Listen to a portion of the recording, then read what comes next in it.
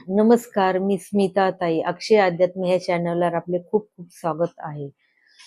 श्री गणेशाला विघ्नहर्ता असे म्हणतात, तर तो विघ्न करताही आहे. प्रत्येक कार्य करण्याच्या आरंभी आपण श्री गणेशाचे पूजन करण्याची पद्धत आहे.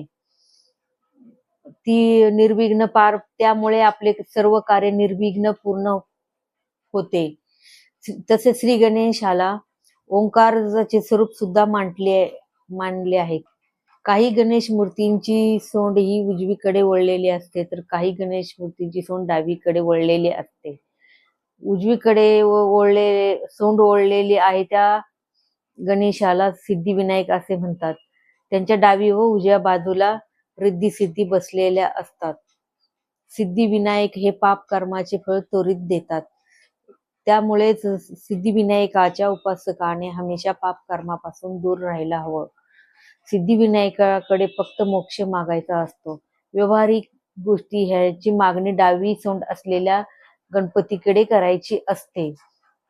आपण व्यवहारात सुद्धा डावी व उजवा हा शब्द वापरत असतो. डावी बाजू ही कमी दर्जाच्या वस्तूंची झाली व उजवी बाजू ही उच्च दर्जाच्या वस्तूंची झाली आहे. व्यावहारिक गोष्टी ह्या डावी बाजू आहे व उच्च बाजू म्हणजेच उजवी बाजू ही उच्च बाजू म्हणजेच मोक्ष होय.